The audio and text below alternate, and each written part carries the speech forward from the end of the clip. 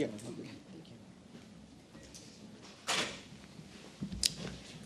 Okay. Welcome, everyone, to today's special meeting of the Board of Trustees for the Sequoia Community College District. Today is Tuesday, March 17, 2026. At this time, we will start off with the Pledge of Allegiance. Dr. Calvin, can you lead us in? Absolutely. Please join me in saluting our flag. I pledge allegiance to the flag of the United States of America and to the republic for which it stands, one nation, under God, indivisible, with liberty and justice for all. Thank you. All righty, welcome, everyone. At this time, we'll move on to item 2, which is public comment. So, per board policy 2350, any person may address the board at this time either on an agenda item or other matters of interest of the public that are within the subject matter jurisdiction of the board. A maximum of 5 minutes is allowed for each speaker, with a maximum time of 15 minutes per item unless otherwise extended by the board. At this time, I'd like to invite anyone who would like to make public comments concerning items on the agenda. Okay. With that, I'd like to invite anyone who would like to make public comments concerning items not on the agenda.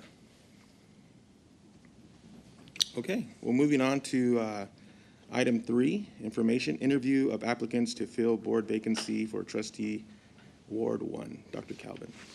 Thank you, President Macareno, and welcome everybody. So we don't do these very often, and we haven't done one in 15 years or something like that, but there's a couple nuances that I just want to run through. First of all, because it's an open meeting, the candidates themselves are able to be in the room while another candidate is being interviewed.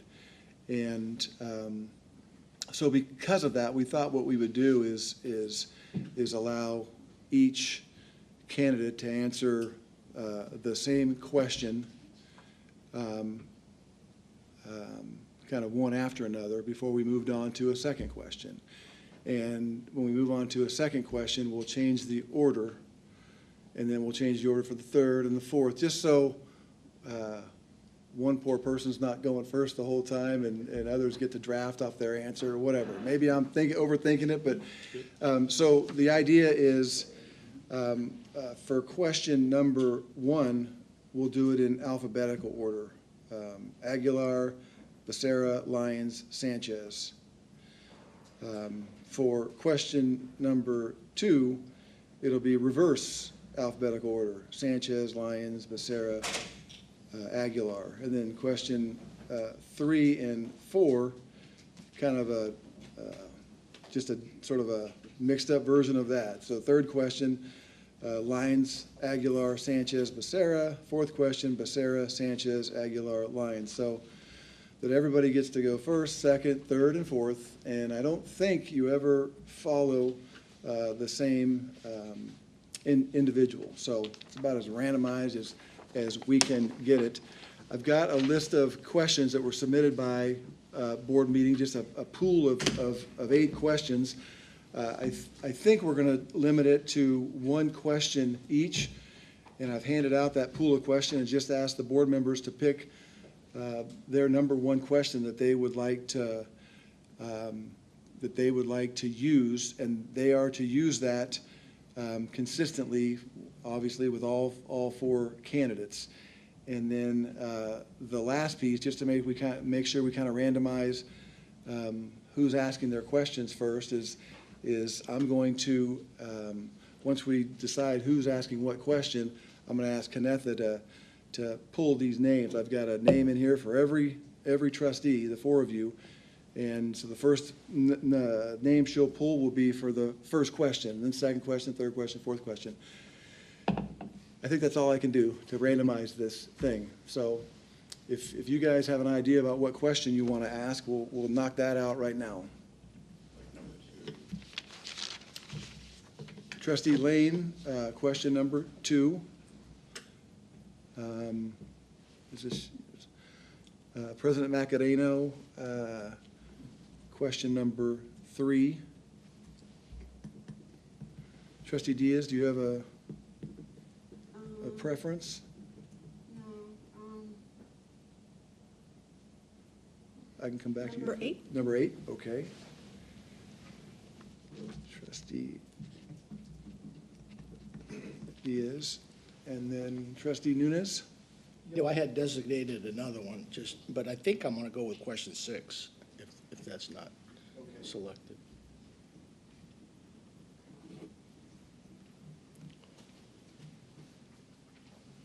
Great, so that handles that. So let's have Kennetha, here, let me just put it high so we don't. Just a little levity Oh, here. I hope the camera's not working. Okay, so this is for question 1. Who is it? Raymond. Okay. Raymond.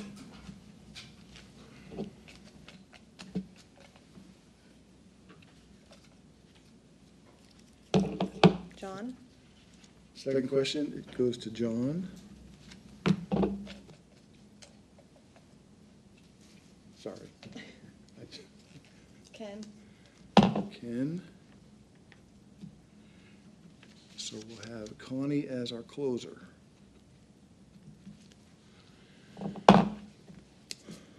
Connie.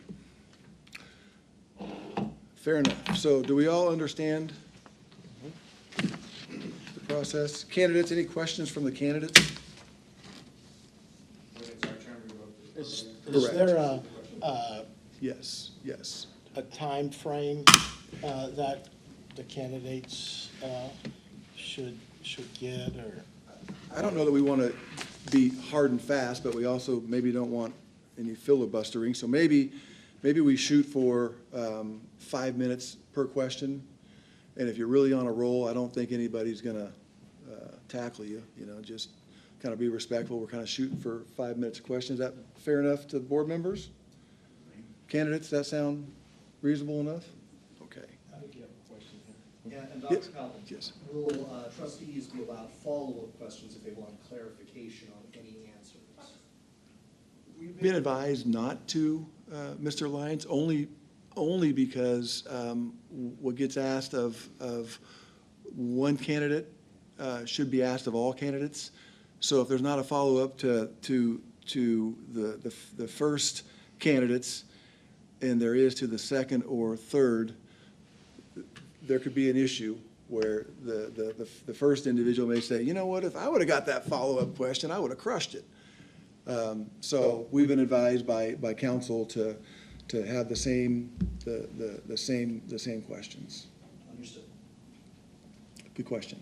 Anybody else, questions? Board members or candidates? Yes. Yeah, I'd just like to say that as someone who has gone through a process similar to this, I don't recall it being as formal and as maybe rigorous, may not be the right word, but as the process I went through, it seemed much more informal at the time, as I recall. I don't think we had 4 people, but, just be yourself, relax, and it's all good.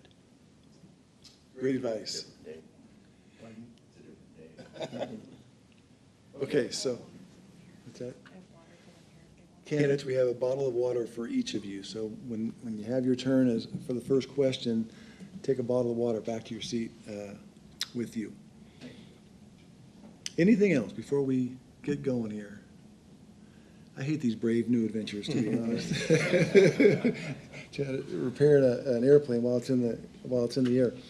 Okay, so the first question will be asked by Trustee President Macadano, and our first candidate will be Mr. Bob Aguilar, followed by Ephraim Becerra, followed by Louis Lyons, and then followed by Manny Sanchez. The podium's yours, Mr. Aguilar. Before you come up again, I just want to thank the candidates for your time, for stepping up for this opportunity, this rigorous process that we're undergoing, and just want to thank you for your time and look forward to your responses. Mr. Aguilar, the first question is on community college role.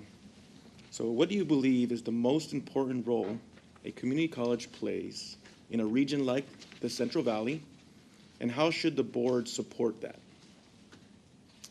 Well, for me, It's the idea of what, how can I describe this?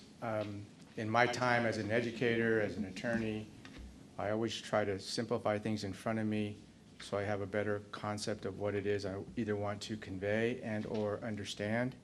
And I did that a lot with my students in regards to graphic organizers. I was a lot of visual on the screen. I'm a visual learner myself. So with that question, I actually put together a graphic organizer for myself. I do have enough copies if anyone's interested in taking a look at it. And it starts with what I call the objective.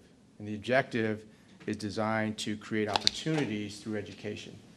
And to do that, the college itself has pathways in order to process that objective. And what I mean by that is that you either have an academic pathway, the traditional route in terms of getting an education, getting those credits, and then transferring on to a four-year academic school and getting that degree and moving forward in that direction, or what I call a CTE pathway, for those that are not designed in that way in terms of a full academic kind of path, but more inclined to want to get into some type of workforce and learn those skills through that.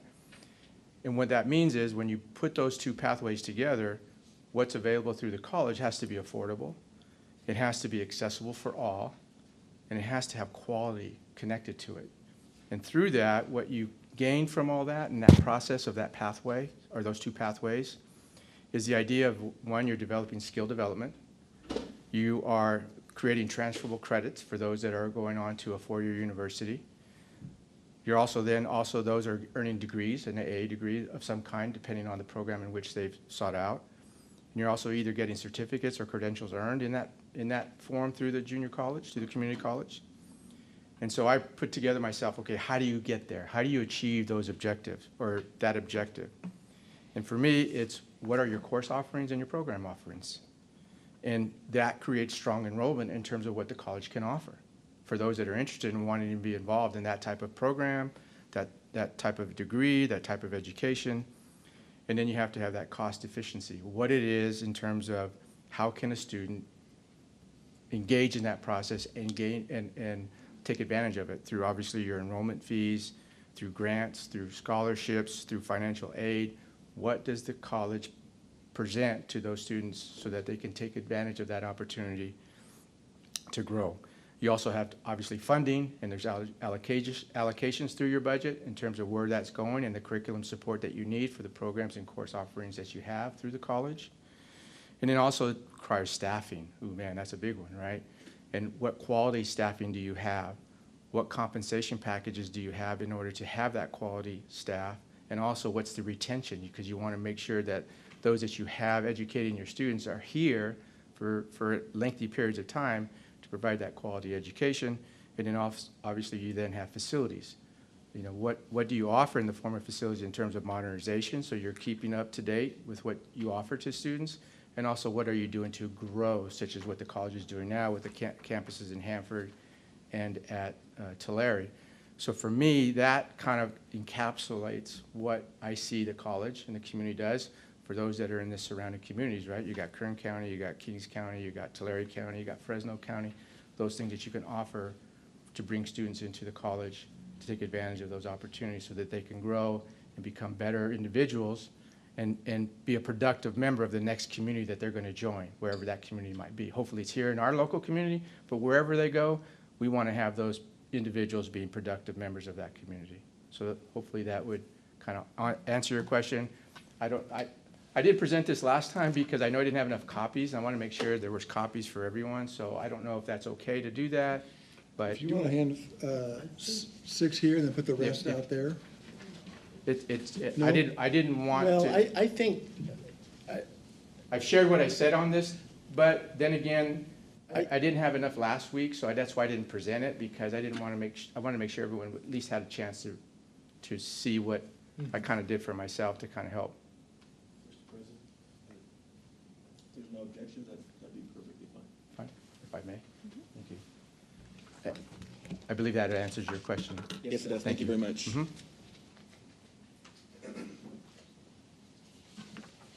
The rest. Here you go.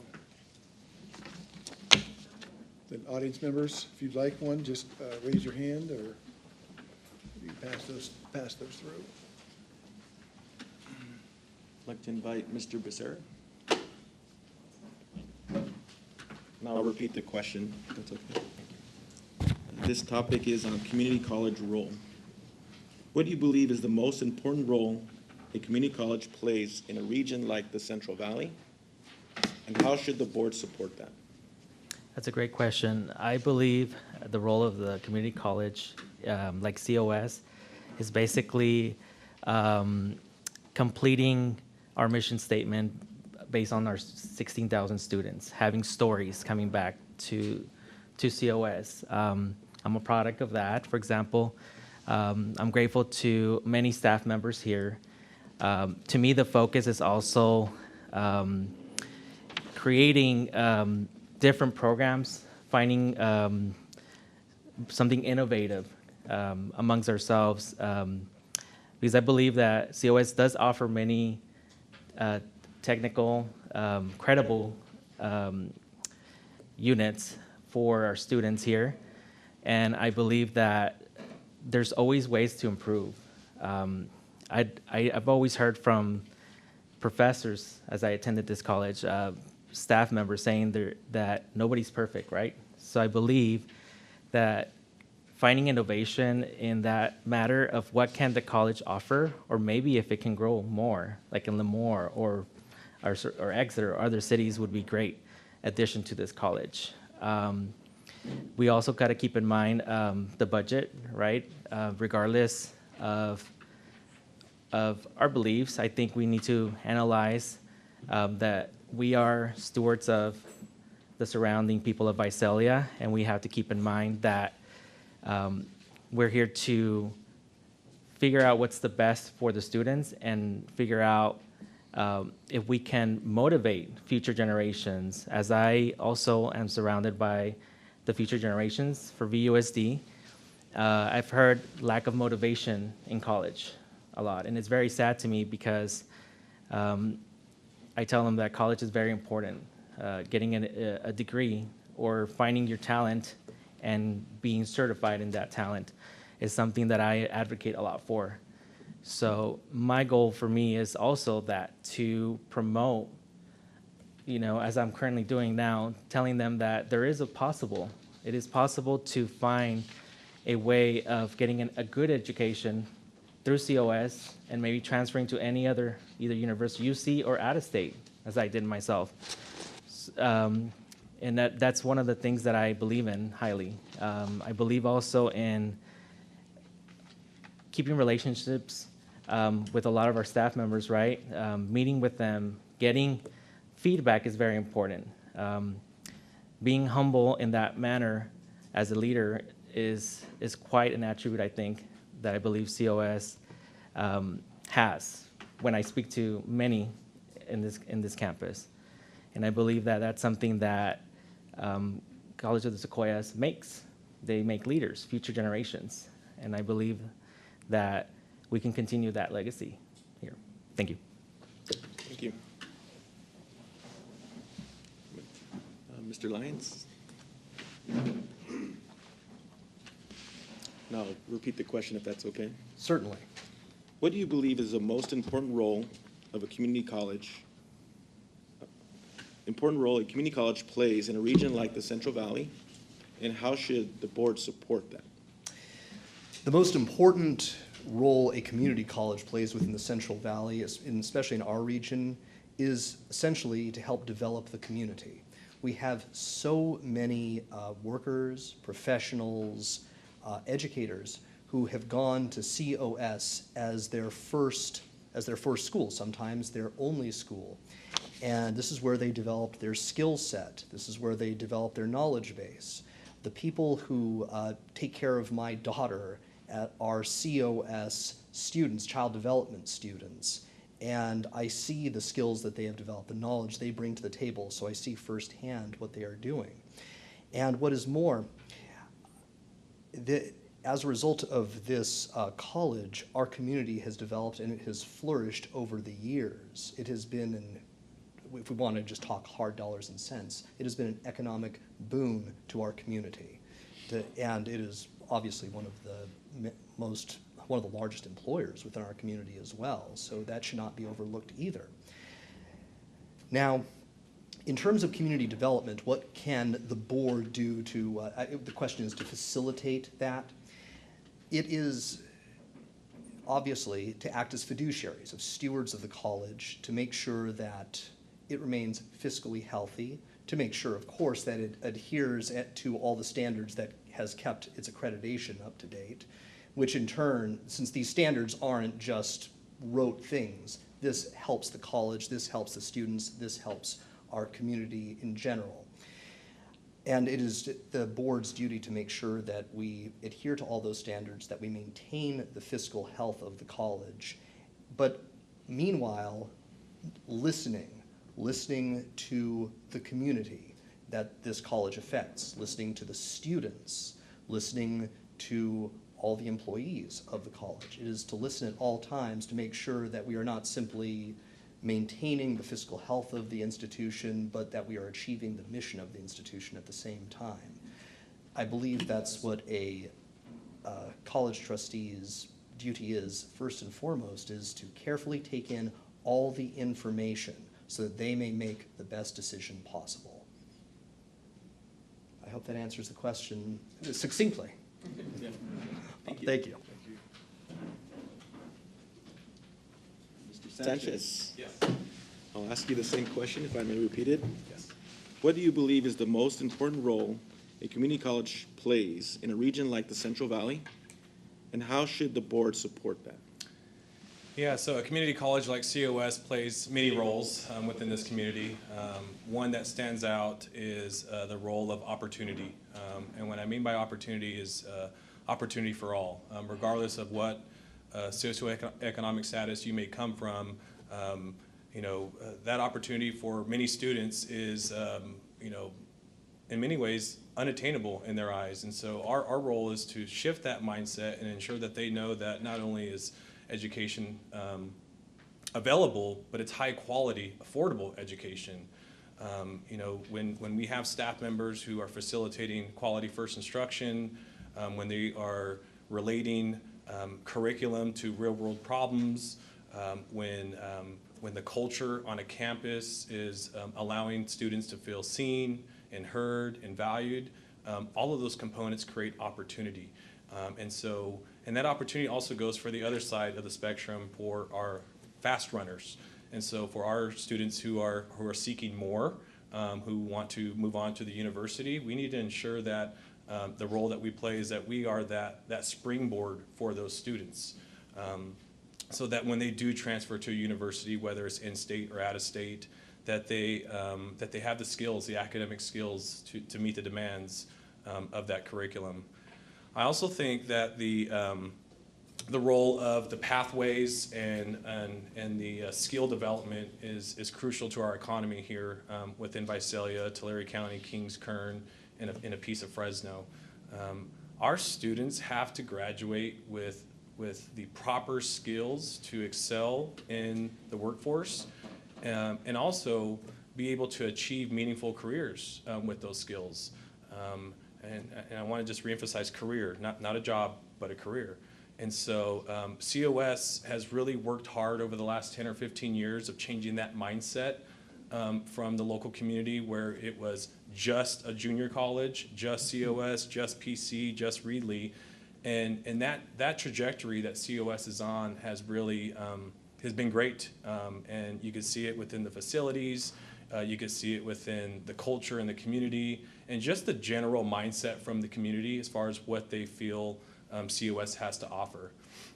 In regards to the role of the board, in regards to that work, as a governing board, our role is to ensure that there is oversight within those processes and procedures, that there is a fiduciary responsibility within not only building the budget, but ensuring that decisions align with those budgets and those line items.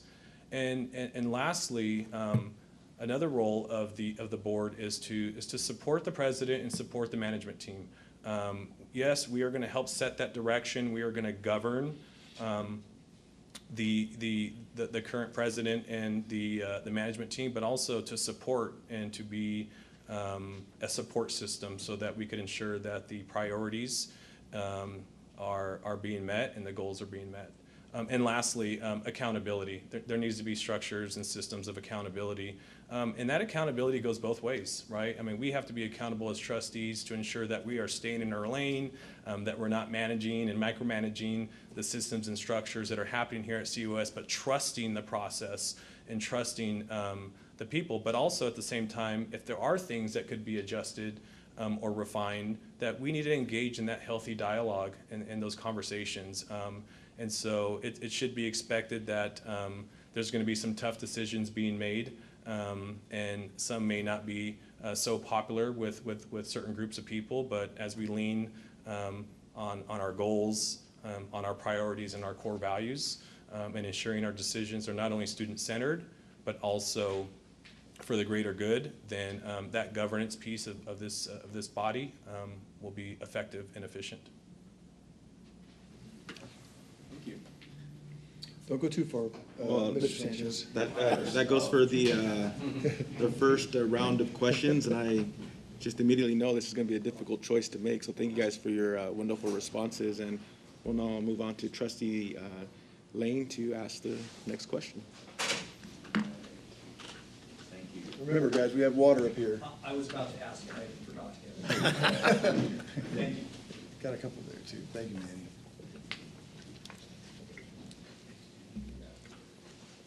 Since you're going back to back, give you an opportunity to take a sip there. Yeah, there you go. Thank you. If you're hydrating. Second question, a number of you talked about finances, fiscal, fiduciary, so the money part, right? So this really gets to that. My question is this, describe the importance of fiscal solvency for a community college, and how would you as a board member help to ensure the district's financial stability? That's a great question. So when I think about the fiduciary responsibility of a governing board, I think about short-term and long-term.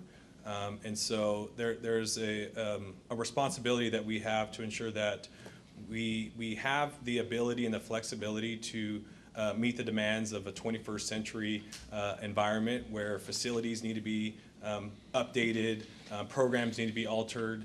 And so we have to have monies to ensure that we could explore those opportunities, especially when we have matching dollars in play. And so if the state's offering matching dollars and we don't have those monies, then we're not able to create that opportunity for our students. And then there's the other side where it's our short-term obligation to meet the needs of our current students.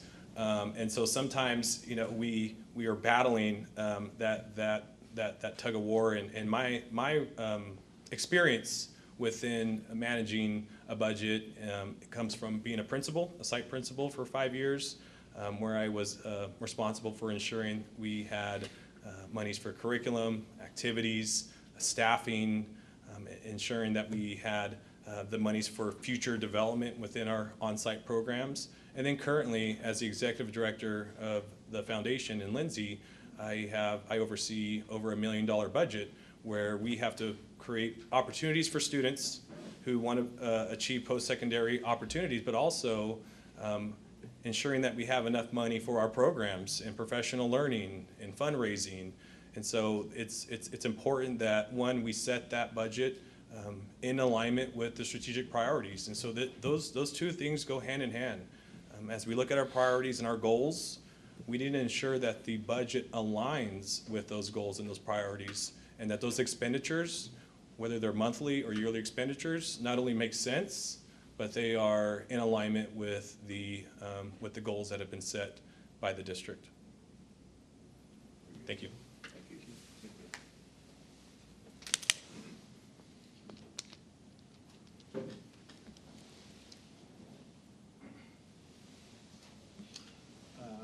Mr. Lyons, you're up.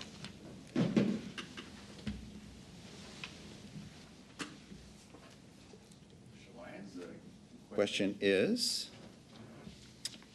describe the importance of fiscal solvency for a community college, and how would you, as a board member, help to ensure the district's financial stability? Thank you. Well, the importance of, you said it was fiscal solvency. Correct. Well, there's literally nothing more important than that the board does. It is the highest and most paramount concern of the board, because with an institution being insolvent, the institution dies, it goes bankrupt. And that is the most paramount importance. We have to maintain the solvency of the institution, making sure that payroll is met, that student services are being met, that monies are coming in, that we are doing everything we can to receive state funds. It is of the highest importance. To describe it very simply, it is of the highest importance. As a board member, how would I ensure the financial stability of the institution? I would actually take an example, as I have seen, if I may be so bold, as I have seen you do, Mr. Len. I have seen you basically question line items very carefully, look over everything very carefully before anything is spent. In a similar manner, that is what I would seek to do, to explore the spending, see that everything is being spent appropriately, that we are not overspending, or in some cases, underspending. We ensure that every penny that passes through the institution's hands is accounted for at the end, and that nothing is being wasted. Because once the money is gone, it is gone. There's no getting it back once it has escaped our hands. So we have to manage it with the utmost care at all times. And that is how I would manage it if I were made a member of the Board of Trustees. Of course.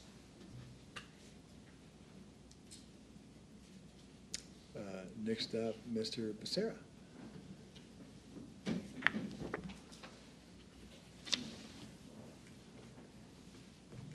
Mr. Becerra, question. Describe the importance of fiscal solvency for a community college, and how would you, as a board member, help to ensure the district's financial stability? Great question. Well, it's very important to understand also the budget and the solvency of the college, and see the amount of students that are also registering that add to that budget. It is very important to also trust the people that are working in the departments of finance for the college of the Sequoias, because without that trust, we would go under. One of the ways that I believe being a board member is beneficial is listening skills to our finance departments or different departments of the college as they give the presentations to the board. Taking notes before you were arriving, and making sure that you ask questions also of why we're spending and where the money is going. It's to my understanding we get about $41 billion for the 2025-2026 year. And we also have to make sure as a board to maybe have a surplus or an emergency fund in case the college might have a deficit.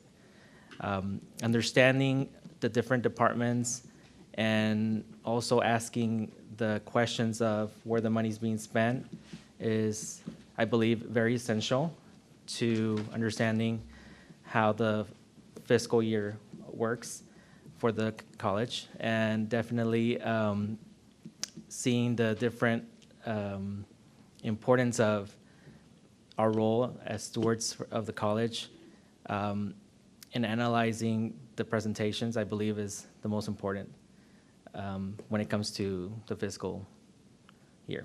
Thank you. Thank you. Thank you.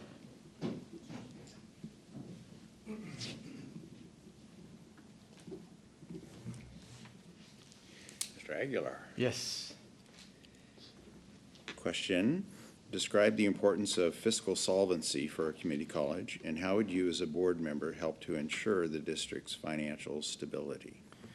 Well, the first part of that question ties to what I had presented earlier about an objective of what the college presents itself in terms of the opportunities that we give to members of the surrounding communities. And so in that role of the objective with the solvency, it talks about enrollment, course offerings, program, because what are your sources of revenue? What's bringing the money into the college?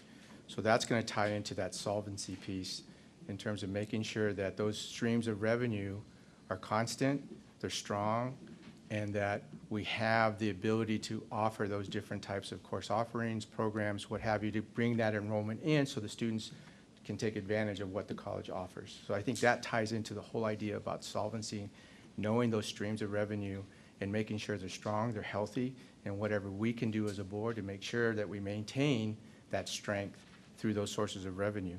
As to the financial stability, I look at the board as a body of oversight. We have people through the college that are in certain positions.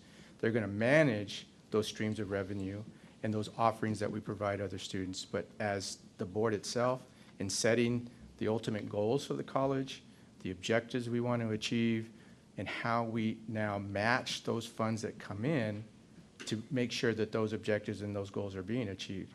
And I tie that to the idea now, it's a little bit different, I understand, through the college. When I was a principal of the site of a middle school and a high school, we knew where that money's come, Title I, LCAP, and discretionary funds. And it was my responsibility to take those funds, and I knew I had certain restrictions tied to Title I, to LCAP, and discretionary gave me a lot of flexibility to meet needs of the campus, whether it be through facilities, through hiring an extra teacher or an aide of some sort for behavior intervention, or different things that we needed for our elective programs or athletic programs.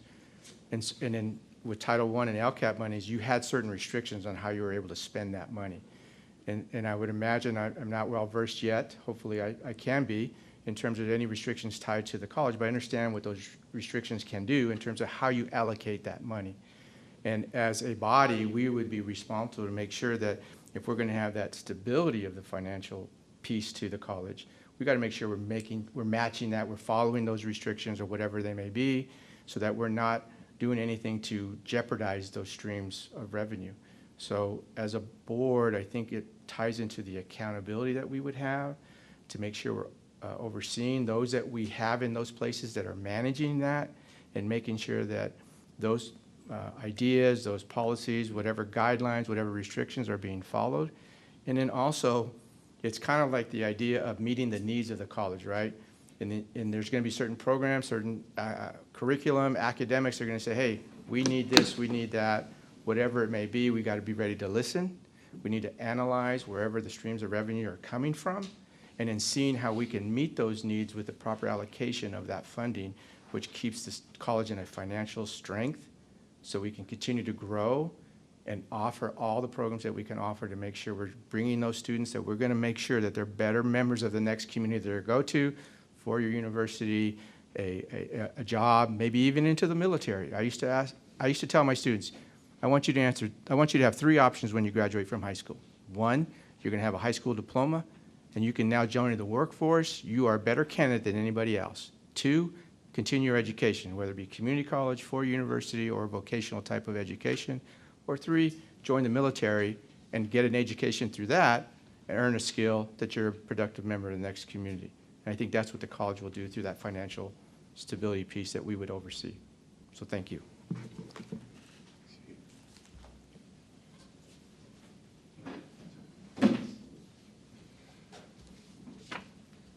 Okay, so question 3 will be asked by trustee Nunes. And the order, and I'll remind people after each speaker, but this one is Mr. Lyons.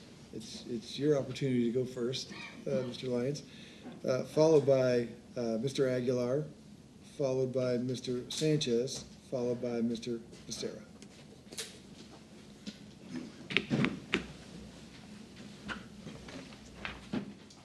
Okay, thank you. Of course. So this has to do with the partnership with the university partnership that I'm sure you've heard about, that we're about to break ground on here soon. And the question is, the University Center project, and for that matter, the partnership with Fresno State as a whole, has minimal direct financial return.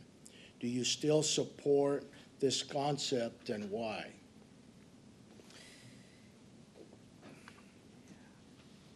We are talking about the College of Sequoias now starting to offer 4-year degrees, or Okay. soon to be. I just want to be. Yeah, well, let me just, maybe not fair if, this has to do with, is it Measure C? Correct. Measure C that was passed in the area to provide funding to build a university center, which directly leads to the construction of the facility in partnership, not with the construction, but the education piece with Fresno State, that would allow, yes, to issue 4-year degrees in various subjects on the campus here. On principle, yes, I do agree with it. The reason I agree with it is because if our college can grant people, if students can be granted 4-year degrees, Bachelor of Art, Bachelor of Science, here in our community, in Visalia, and I presume also Hanford and Tulare, I think that is a boon as far as I'm concerned, as this institution, as I was saying before, as this goes towards the issue of community development. I believe that this helps. I believe this helps the university because it gets more students to come and be retained by the college. I believe this helps our community because this has, now we have 4-year degrees being offered in this community, so more people want to come to this community to receive an education, perhaps to stay and develop their careers at this, in our towns, in Visalia, in Hanford, in Tulare. I think this is a boon, even if the immediate financial return is minimal, as long as it, but therein I see that there is the question, does this cost too much? If it's a net negative, if it is a net negative, then I would have to say perhaps not. My instinct is if it goes towards community development and it is a net positive, even if it's just a small net positive, I would say absolutely. But if it is just a constant drain on the college, on its funds, and it does not pay off in itself, either in the short term or the long term, if the answer is it's just a constant drain on the college, then the answer would have to be no. But if it isn't, if it's something that can pay off or at least break even, my answer is yes, I would be for it. I'm sorry, I don't want to waffle too much on this, but I'm just giving my answers as they come to me. All right. Thank you. Thank you.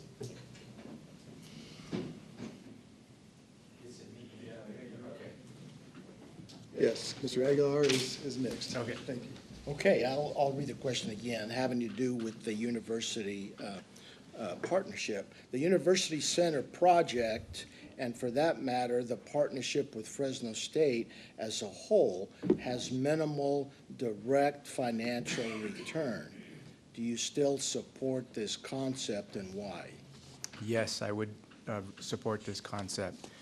And with the idea of minimal return, I look at it, how do you define value in regards to what this university center can offer? And I look at that in the context of all the high school students that I'd led, both in the classroom as a high school teacher, as an assistant principal, and also as a principal. I had so many students that they second-guessed themselves of whether or not they could go to college because of other family commitments, whether they were living with a single parent or with a grandmother or a grandparent of some kind.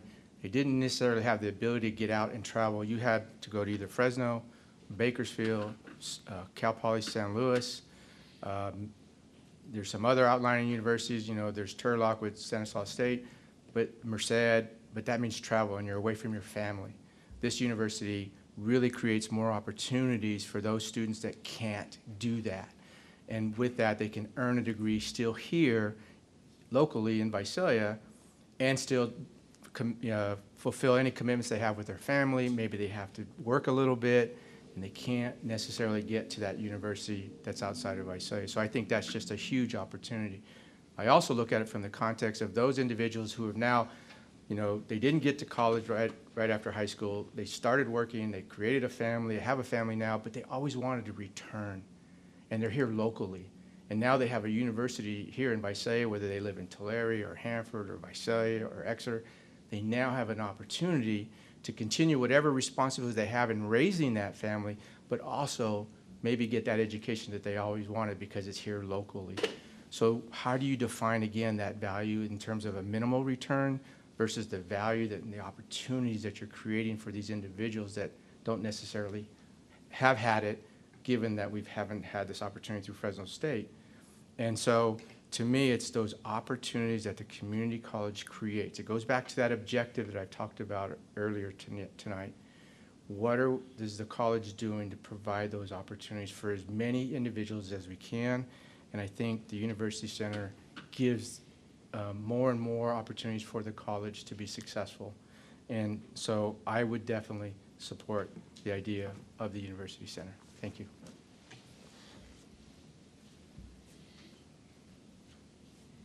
Next up is Mr. Sanchez.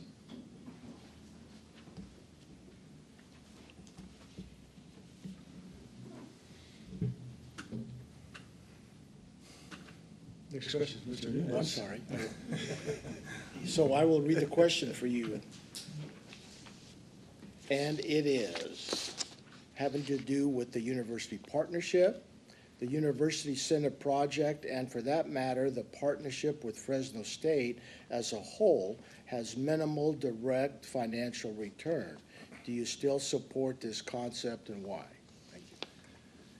Yes, I would definitely support this concept, and you know, I see the University Center as a strategic investment, not necessarily a revenue center. And so when we think about ROI, it comes in many different shapes and forms. And I can't help to think about the ROI to our community. It's going to allow for an increase in the amount of local youth to have a BA or a BS, which is also going to stimulate the local economy. It's going to increase our tax base, it's going to increase our level of education, and it's also going to be a great flagship for COS. And I'm not sure how many community colleges have a university center or something alike, but when I think about relevance and when I think about visibility, this is a great opportunity to really increase that visibility of the work that's happening here at the College of Sequoias. And so there's a lot of benefiting factors when it comes to the ROI of a project like this. You know, like I mentioned, community, prosperity, increased education, which also leads to a higher level of income, which also increases the standard of living for families here within the region. And so that ROI, even though it may not come in a monetary sense right out the gate, I think about the benefit to the community. Now, on the same token, if it gets to a point where it's depleting our funds and it's eliminating opportunities for other pieces of COS, whether it's around curriculum, staffing, facilities, programs, then we'd have to go back to the drawing board in regards to how can we be more fiscally responsible with this university center, or lean on our foundation here within the college to see if we could help bridge that gap, whatever that gap may be, whatever's causing that gap, and that takes active listening, that takes engagement in the community, that takes a strong board of trustees to make sound decisions and really just see the whole picture. And so sometimes when we have these shiny objects, whether it's a new program or a new facility, judgment could be fogged at times. And so it does come down to the X's and O's. It does come down to being fiduciary responsible within our duties. But I definitely see it as being a strategic investment in our community, and being a great opportunity for our local youth. Thank you.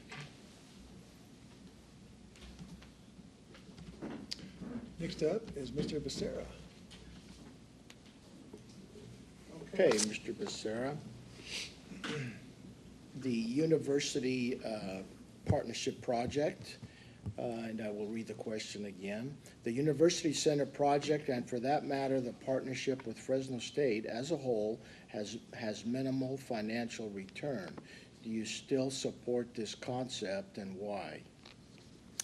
That is a great question, Board Member Nunes. And I'll start off by saying that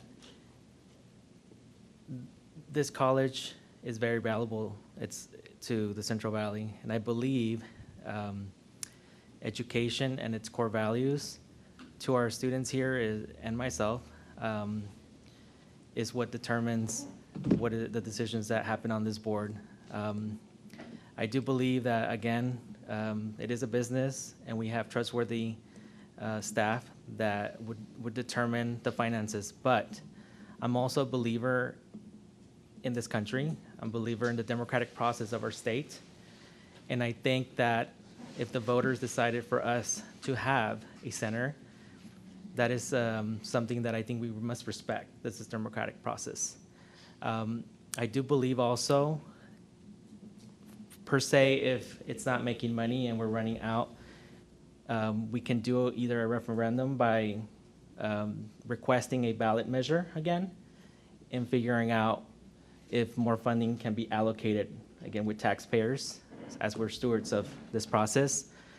I did read an article in 2023 that said that Visalians in Central Valley are the least educated in California. And I don't think that is true. As I came to this college, I've met many important people in the Central Valley that have walked through these halls here at COS. So to answer your question, Board Member Nunes, I believe that having a center here is beneficial to our college, beneficial to be put on the spotlight statewide with the rest of the UCs that surround us and private colleges, including. It would bring awareness also to future students, future graduates, to maybe not saying college is unreachable. Also, it would bring more options when it comes to degrees. I believe that Fresno State is good at innovating new certifications, and having it next door to us would be a benefit. I also believe that Fresno State would be a good neighbor, as we've worked with them with many years with staff from Fresno State, and they advise students on what to do to transfer to their college here. Another reason I believe it's beneficial is because many students don't have, right when they graduate, a vehicle to drive to Fresno. Some of them have to work. Some of them have to save up for a vehicle to make sure they can get to that college, as I've talked to many students here. So having a campus behind our back door here would be beneficial. But with fiscal responsibility, also, we must have the right people advising us, correct, on campus. And I think with the presentations that would come up when it comes to that center and finances, we can figure out to balance it and make sure that it continues to run, whether it might be adding staff members, departments, with coalition with Fresno State. If a decision of budget cuts starts to come our way, that's what the democratic process is, and we must dialogue respectfully amongst ourselves if our sitting, as I admire U5 there. Thank you. Okay, thank you all for your thoughtful answers to that question. Okay, our fourth question will be given by Trustee Diaz. And, oh, I'm sorry, Mr. Becerra, I should have had you stay put, because you get to do the quick turnaround this time. He'll be followed by Mr. Sanchez, Mr. Aguilar, and Mr. Lyons.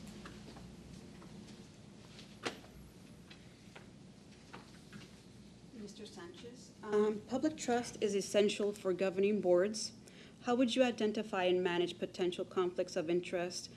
And is there a situation that significantly tested your leadership, and did you learn from it? I know I edited a little bit, but I don't think our board would mind me asking that question. Just a little bit of a, of edit to sorry, make sure board- everybody gets it. I'm sorry, Board Member Diaz. Are you sure? Is it me who is the question? Because you said Sanchez. I'm She just meant- double checking. She meant Mr. Becerra. Sorry, Mr. Becerra. Okay, I'm I just double checking. apologize. Thank you. I can repeat the question, though. Yes, please. Yes. Thank So you. public trust is essential for governing boards. How would you identify and manage potential conflicts of interest? And is there a situation that significantly tested your leadership, and what did you learn from it? Thank you. That's a good question, Board Member Diaz. Conflict of interest is very important, as in leadership, you have to be careful how you represent yourself and represent your district or whatever body of leadership position you have, which is why in most cases you have a confidentiality agreement, and you have to respect that. If there was an incident of confidentiality that is public and it goes viral or were to be exposed, as leadership, you have to try to maintain it confidential and respectful, and not talk about it publicly unless it's spoken in a board. My experience as somebody that's been in a board, we haven't had quite controversial decisions, but we had conflict of interest when it comes to a little bit of loyal decisions.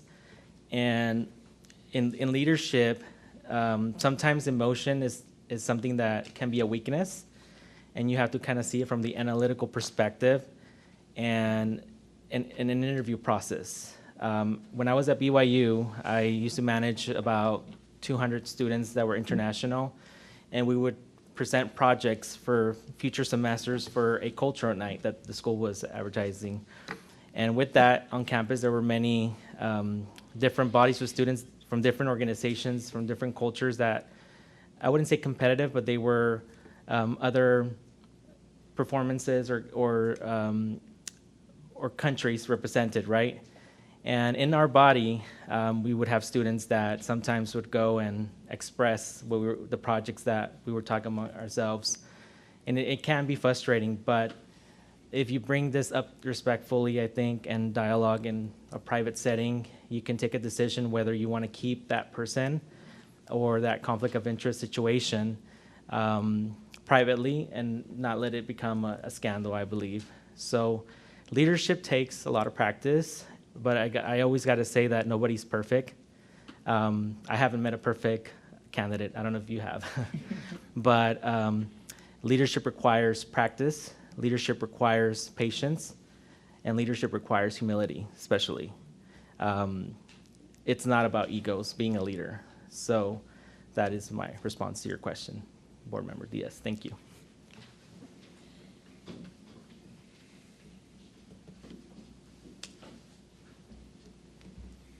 Hello, Mr. Sanchez. Hi. Public trust is essential for governing boards. How would you identify and manage potential conflicts of interest? And is there a situation that significantly tested your leadership, and what did you learn from it? Yes, definitely in this role, the trust of the public is a priority. And when I think about conflicts of interest, at the time that I was aware of it, I would remove myself from those discussions immediately and refrain from a vote within that genre. I would also inform the Board of Trustees of the situation immediately. That's very important to me because transparency and communication help build trust. In regards to my leadership, I've been in many tough situations and wearing many different hats. One that comes to mind is my role as a principal. I was making a decision that was going to displace several staff members, including opinion leaders on my site. Emotions were high, people were very opinionated about it, and so, as we navigated that situation, I brought different groups of people in to listen, and to listen with an open heart and an open mind. That creating those spaces and those opportunities when making those difficult decisions are very important. And I think as a board member, as we engage with the public and and as we are engaging with our ward, we need to actively listen with the people in our districts and really make sound decisions. And what I learned from that leadership moment is that core values is critical when it comes to making those types of decisions. Ensuring that you are exercising the core value of integrity, achievement, excellence, and as long as you have a strong set of core values, and as long as you're making decisions for the greater good and for the best interests of what's in the best interest of the students, the program as a whole, what's in alignment with the strategic direction of the institution, then even though people may be upset, people may be disgruntled, it's going to help. It's really going to help refine those decisions and allow those decisions to sit well with myself and with others. And when it comes to those situations, whether it's a crucial conversation or a difficult decision, I have found a lot of success in those arenas. And the reason being is I take being an active listener very seriously, as well as making sound decisions. And ensuring that I'm listening to all sides of the argument and considering all perspectives. And so I know within the role of a board of trustee, I know there are many times where there are conflicting opinions or just different perspectives on situations. And I think that's what makes a team even stronger, that healthy dialogue, that healthy conflict that's really seated on a bed of trust. Really allows for that healthy conflict and those healthy dialogues to occur. And another reason why I have found success in many of those situations outside of building relationships and listening is really working towards a win-win situation. And even though that other person may not agree with the answer, as long as they feel like they were listened to, validated, and heard, that allows, within that certain context, even though there is a disagreement, a semi-win-win situation. And so those are just some of the ways that I would approach a situation like this. And lastly, I really enjoy this format a lot better than last week. The just off-the-cuff answers and questions really sit well with me. And it was a very humbling experience last week. And I got a little nervous, and I'm glad to be here to just shed light on my background and my experiences. So thank you.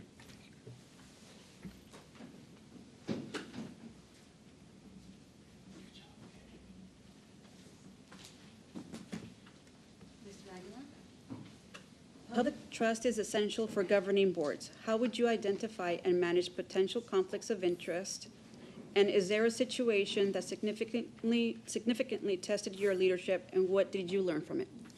Okay, as far as the first part of your question, in my 38 years now as a practicing attorney, you learn how to make sure you're identifying whatever conflicts might present itself. That's my training. You always think of worst case scenarios, whatever things that could come up that would change your course of direction in terms of what you're trying to accomplish. We have ethical responsibilities to meet. I do have a law license, and that would obviously affect my ability to practice law. So I have to make sure, even as the family attorney within our family, and I've put together some family planning and so forth, when those aunts and uncles are sharing with me what they want to do with their things and what have you in terms of their estate planning, I can't go out and tell my cousins, right? I have to make sure I keep that confidence so I understand what that is and the importance of it. In testing my leadership as a site principal for 7 years, it was almost daily. Things that you would come across with in terms of how you're going to assign teachers to certain classrooms in the course of a given school year, what you're doing in terms of how you're allocating funds, and certain programs might not get what they necessarily need. I had the opportunity, and it's just a humbling experience, to hire individuals that were my former students or my former basketball players, and they became educators. And I would have to sit down with them and share with them in terms of how to coach them up and how they're going to be better educators within the classroom. But I always had to share with them because we had that relationship when they were teenagers, and now they're adults working for me as their principal, that I will be the principal across the table if you're not doing the things that you're required to do. And that's a test of your leadership when you're dealing with an individual that you've known for so many years, putting yourself in a different role that says, I'm going to hold you accountable because that's my responsibility and I will do that. And what you learn from that is you're building those relationships with individuals that you lead so that they trust what it is that you guys are discussing to build what you want to do within the school site that you're leading. And when you have those relationships, what you share and what you experience is more meaningful, and they trust. Sometimes they don't, but mostly they trust in terms of what decisions that you make. And sometimes that leadership requires collaborating with individuals to make sure that those decisions that you're going to make and the impact that you're going to have, right, are being done thoughtfully with those that are part of the process in terms of it's going to impact that decision. And when you bring those collaborative teams together, you're going to have a better result in terms of what that decision may be. And you may have your distractors. I get that. That's always happens, particularly as a role as a principal. But knowing that those things are going to happen, and if I've established that relationship and I've been that listener, I'm not just hearing, I'm listening, and I'm building those teams, if I have that opportunity to make those decisions, I think then you're in a better position to deal with whatever comes your way as a leader. And so I know I've had times as a teacher, classroom management. Are you engaging your students? That's going to test your leadership. Are they learning in your classroom? Do they want to be in your classroom? And I've had students that, Mr. Aguilar, you're my favorite teacher. Never knew that, and they're adults now. Because you never know, and I would tell my staff, what you're doing with these students every day, you never know what that impact is. And you're going to find out maybe 10 years from now when they run across you in a grocery store and they share something with you that you never knew, and you're just like, wow, I did have that impact with that particular student.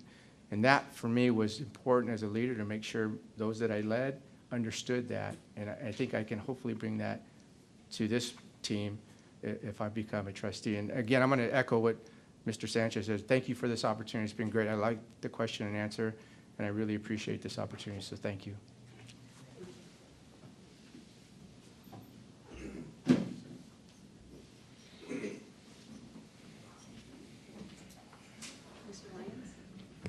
Public trust is essential for governing boards. How would you identify and manage potential conflicts of interest? And is there a situation that significantly tested your leadership? And what did you learn from it? Now, as to the first question with regard to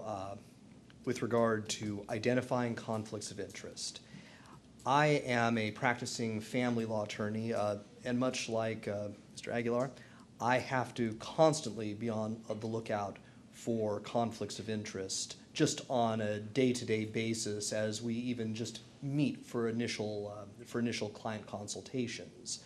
And we have to scour our files to make sure that we are not going to be getting improper information from someone who is an adversarial party on the other side. So but on a practical level, if I find a conflict of interest, if I find that there's a friend or a close relation or someone who may be affected by the decisions I am making, or someone has given me information that is improper or out of turn that should have waited until a proper hearing on this, much like, I am not a judge, of course, but much like any good trier of fact, I would have to recuse myself and inform the board immediately that I've been given information that I should not have been privy to prior to an appropriate hearing. I've been given non-public information. So I would recuse myself and inform the board likewise. Now, as far as the second part of your question, I don't want to misanswer it. Is there a situation that significantly tested your leadership, and what did you learn from it? Yes. When I was an early practitioner, I can't go too great into the details of the case, but it was a family law case. And I did a magnificent job for my client. I got him custody. I got him what he wanted.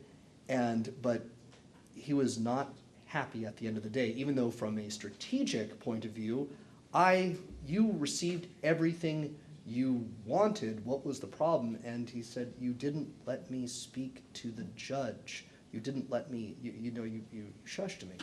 You didn't let me say my side of things. And from a strategic point of view, I thought, because you would sound like a fool. But I learned from that point onward, and in the 14 years I've practiced since, the worst thing I did was I simply put my judgment and overrode that person. I didn't listen to them. They felt unlistened to the entire time. And even though I got them what they wanted, or most of what they wanted, and I was very proud of myself, I was simply superseding everything. They wanted their story to be heard, and I didn't let them tell their story. And since then, I have changed my practice for the last, I shouldn't say it wasn't on the first year I practiced, it was a couple years in, but since the last decade, I always make sure to always listen to what my client truly wants and to assess what my client truly wants. And that's what I learned from that experience, because it affected me to this day. Of course.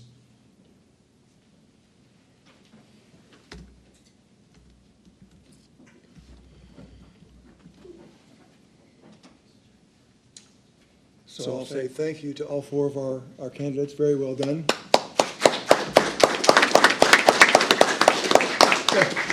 And now comes the really hard part. And board members, I understand this is new territory for you as well. I think for probably everyone, you think in terms of interviews and deliberations as occurring in a private setting. That's just not the case with this. Interviews are in public, so is any deliberations. And at some point, you may choose to make a motion and in favor of one candidate or another. If that motion were to get a second, then there'd be a call for a vote. But otherwise, the deliberations do happen in open session. Yes, President McEnany. Just a point of clarification is it normally set up where we open up nominations. All the nominations are established, and then in the order that they were provided, then we motion and second that individual, or do you want it to be one motion for one specific candidate? If there are nominations, then that can, I don't know that I have the right or wrong way to do it. I've never done this, nor have I seen it done with multiple candidates. I would suggest that we have an opportunity, if we should choose to do so, to provide a review or an overview of the candidate that we are supporting. Now, that's a little bit different, so we can certainly do it however you want. My concern is that I wouldn't want to miss the insight of one of my fellow board members and miss something by coming out of the blocks too quick and say, well, I want, Joe or Mary or whomever. At that point, we could, a reasonable person could surmise who I'm supporting, right?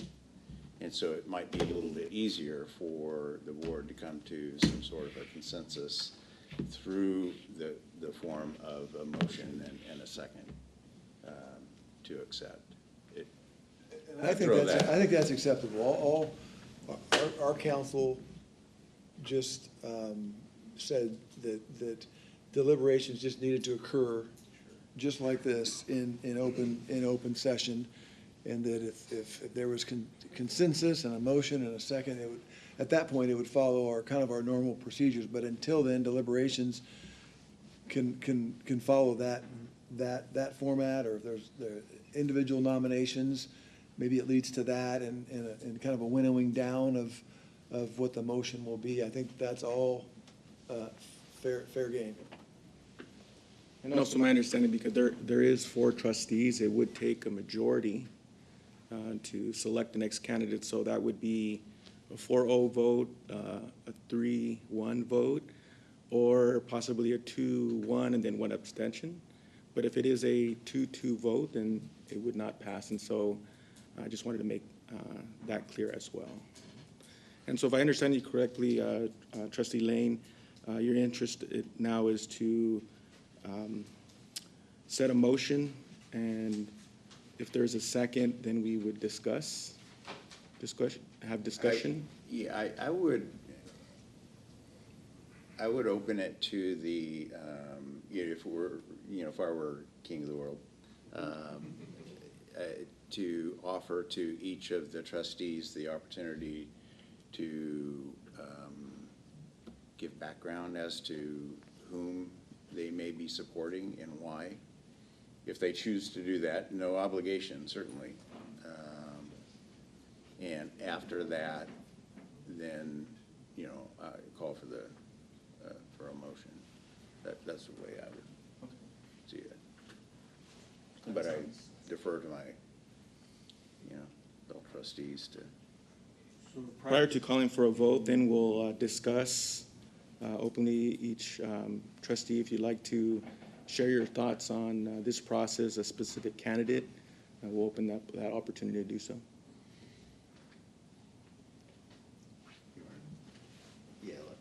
Since I suggested that, I was like, I don't want to do that in public, Yeah, that's right. All right, so, first of all, there's no wrong answers. There's no bad choices. What a stellar group of candidates that we have to choose from. My goodness. There's no losing. So, first of all, thank you, each of you, for stepping forward. Because we collectively, I think, in this room, all know what it takes to raise your hand in these circumstances, and in this day. It was mentioned very early on in this evening that it was different. When Trustee Nunes was appointed, and it is a different day. It's much more transparent. And I didn't mean for this to be a diatribe, but what I was attempting to figure is, where's the holes, where's the weakness, where can we grab a strength of someone, maybe that we don't have, or it's not as strong as that individual is coming forward with. I was drawn a little bit, I have to say, to the educational the work experience in the field of education. So that was, as I looked in my own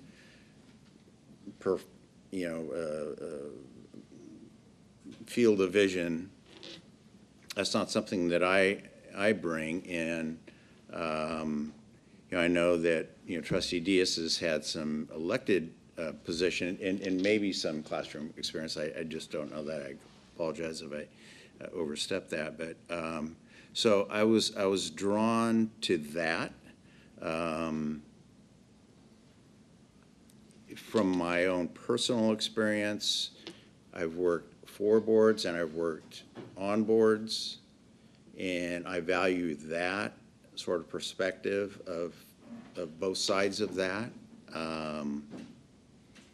So those were areas of strength that stood out to me.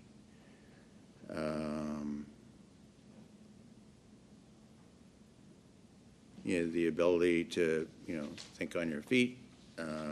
Everybody crushed that one, so that's good for all. I was a little partial to the fiduciary question. That's why I chose it. But some of the insights in terms of obligation and the ability to stand up and be counted.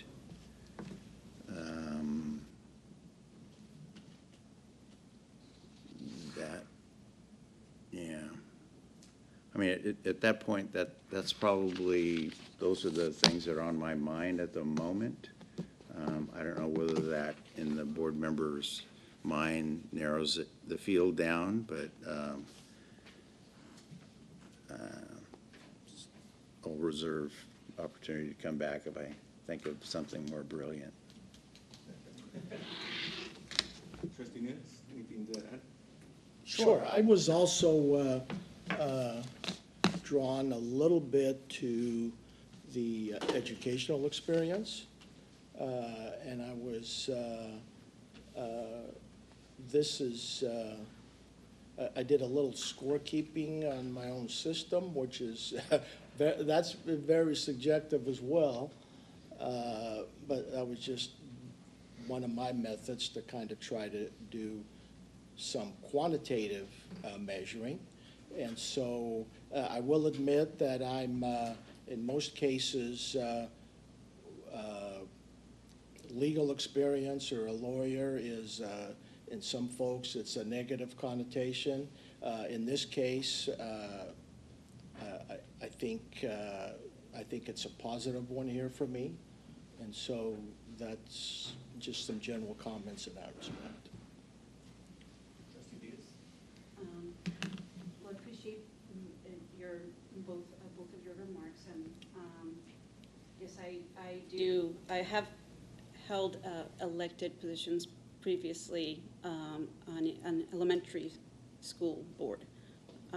So that's where my perspective is.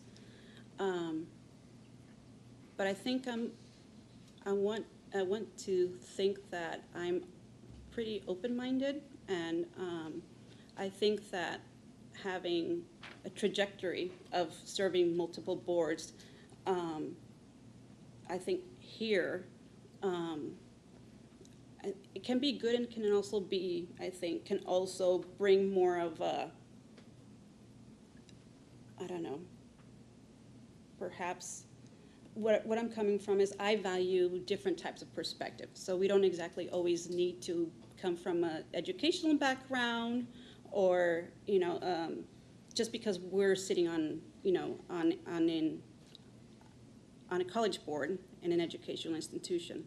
But I do agree with Mr. Ken Nunes in terms of the responses when it comes to specifically my question that I asked with conflicts of interest. And I was also very much looking at responses coming as whether they were thoughtful and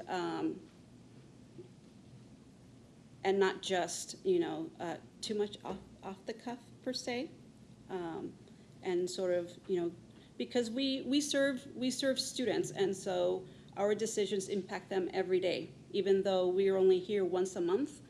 You know, we are basically, you know, making decisions for other people's futures. So it's important that we make sure that our decisions are, you know, are very thoughtful. So. Thank you.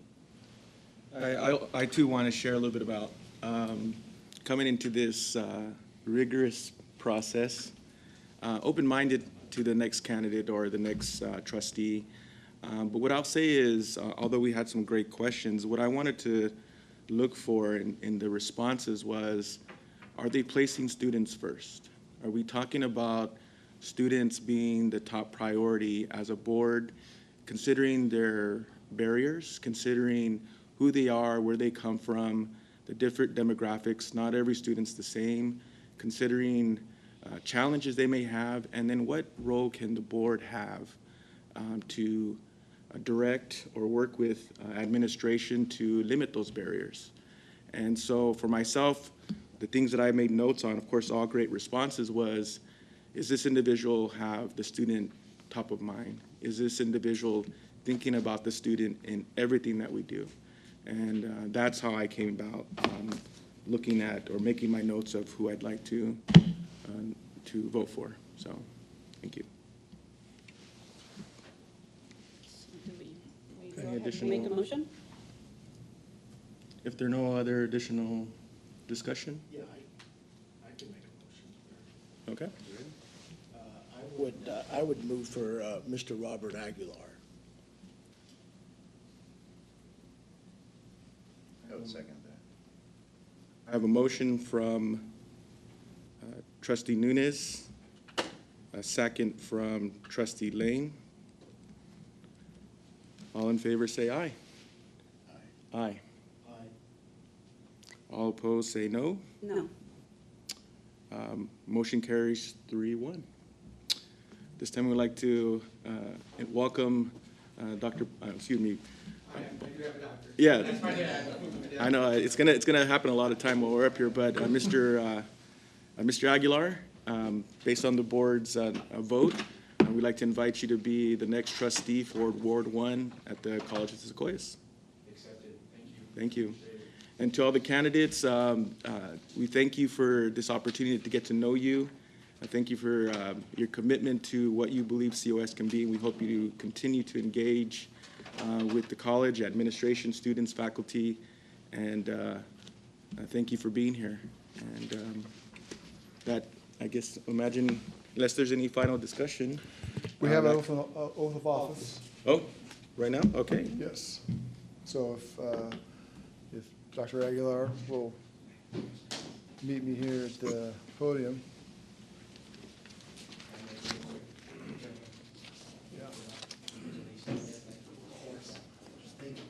And please, candidates, don't rush away afterward. I'd like to personally commend each and every one of you for your job here today. But Robert, if you would just raise your right hand and repeat after me. I, Robert Aguilar, I, Robert Aguilar, do solemnly swear do solemnly swear or affirm or affirm that I will support and defend the Constitution of the United that States I will support and defend the Constitution of the United States and the Constitution of the State of California and the Constitution of the State of California against all enemies, against all enemies, foreign and domestic, foreign and domestic. that I will hear true faith and allegiance, I will adhere to truth.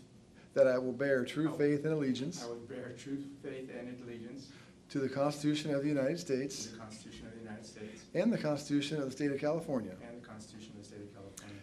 that I take this obligation freely I take this obligation freely, without any mental reservation without any mental reservation or purpose of evasion, or purpose of evasion, and that I will well and I that will well and faithfully discharge and faithfully discharge the duties upon which I'm about to enter. the duties upon which I'm about to enter. Congratulations. Thank you, Dr. Calhoun. Appreciate it.